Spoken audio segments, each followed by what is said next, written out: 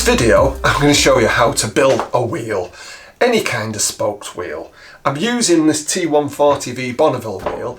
I've built it up and I've videoed all of the steps so I can show you what I went through.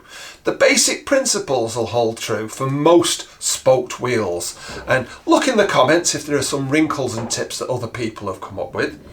Right, you don't need a lot of tools. Basically I'll be using a screwdriver and a quite inexpensive spoke spanner. Importantly, I'll be telling you about lubricant and when you should be using it. There's no reason why you can't build a wheel just the same as this. It's for my T140V Bonneville, which I imported back from the United States. Wasn't quite as good a condition as I was hoping for, so I've stripped it down. I'm doing it up. It's going to be a rest of mod desert sled. Why not watch out for the playlist on that one as well? Now I'm going to use the specifics for this wheel, which is the front wheel.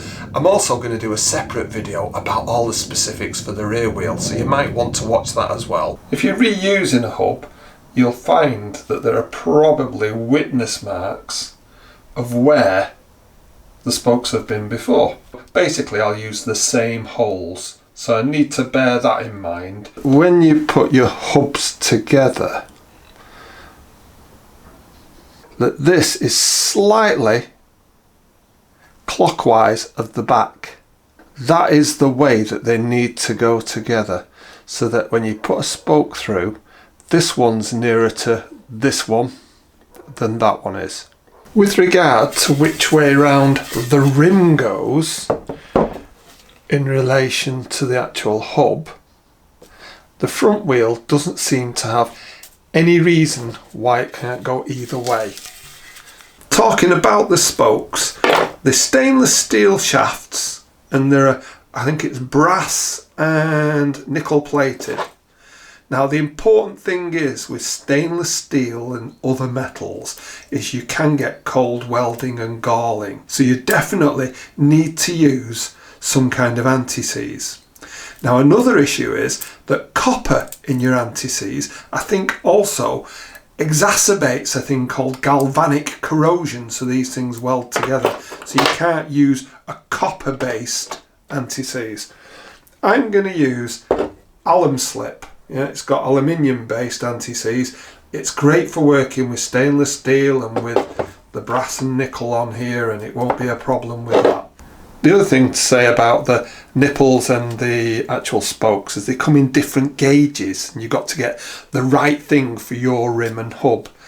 These ones are for the front. The rear ones on a Triumph are actually a slightly bigger gauge. I'll put in the written description what size these ones were and what size the rear ones were. I always feel that I get confused between inners and outers. And what I mean by an inner or an outer, this actually comes through the hole from the inside, so I'd call that an outer.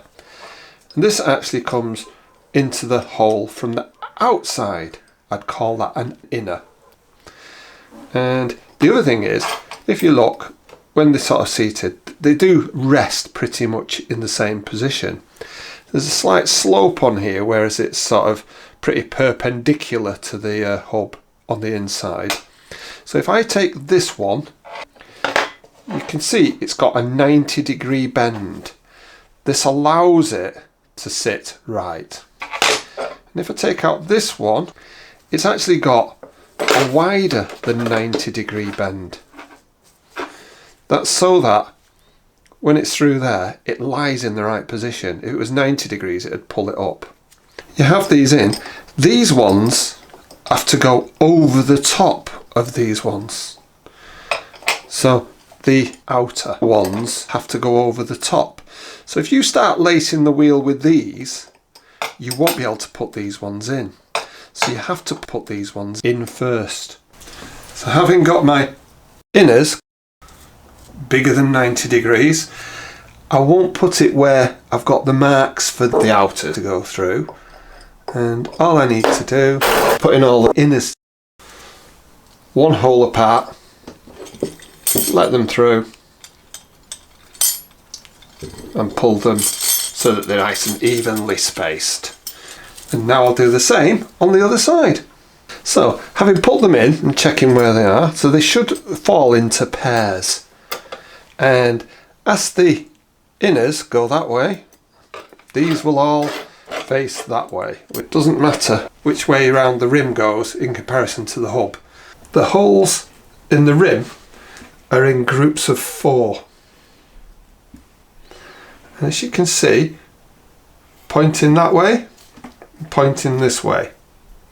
So these are going to go into the ones that point towards where they are.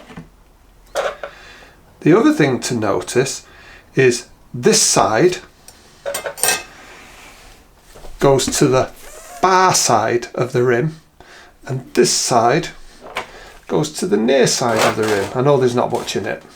The next thing to do is I'm going to be putting these in, and it works out that the one before here is 10. 1, 2, 3, 4, 5, 6, 7, 8, 9, 10. So from the outside of the hub to the one that points on from the outside of the rim.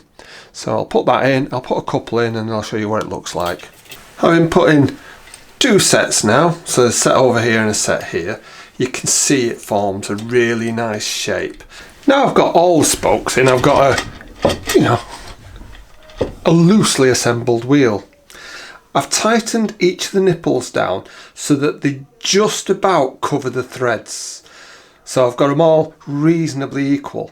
What I've found in the past is if I now work my way around tightening each nipple the same amount until they start to get firm, the rim tends to be roughly in the right place.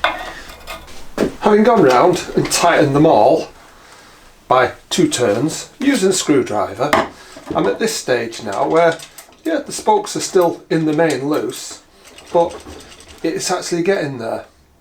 So what I'll do now is I'll go around and do one more turn, and that should make it reasonably firm. So I've got to a point now where some of them are really firm and there's still some that are a bit slack. So what I'm going to do is I'm just going to go and just tighten up the ones that are really slack, just till they feel like they're taking up the tension. Having put a bit more tension in them, it now feels like a solid wheel.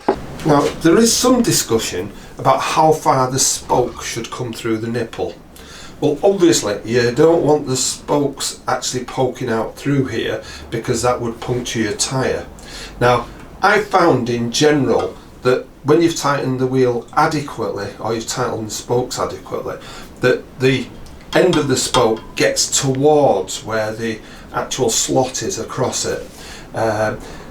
It depends on the spokes, depends on the wheel, depends on the nipples.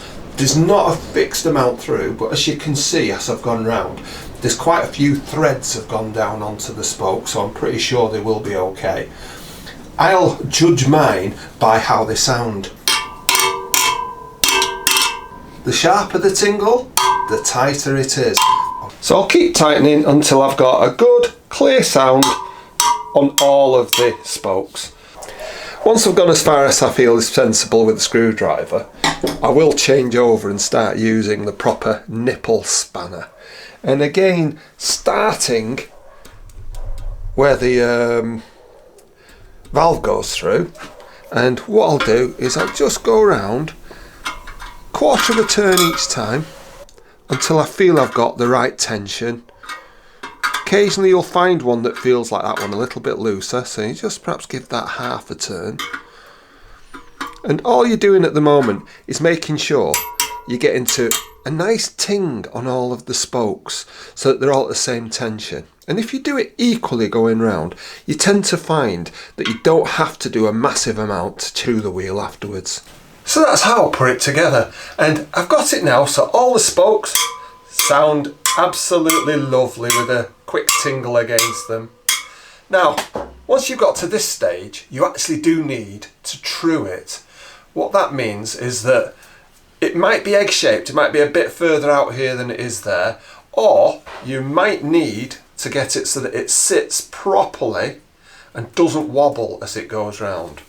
Now, I would normally do that in a truing stand, but for this wheel, the bearings go through the axle, or the axle sticks out, and it won't fit in my truing stand. So what I'm going to do is I'm going to actually do it on the bike, using the forks to actually stabilise the wheel.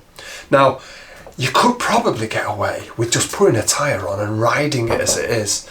Not always do they need truing, and they might not be far out, and we will find out.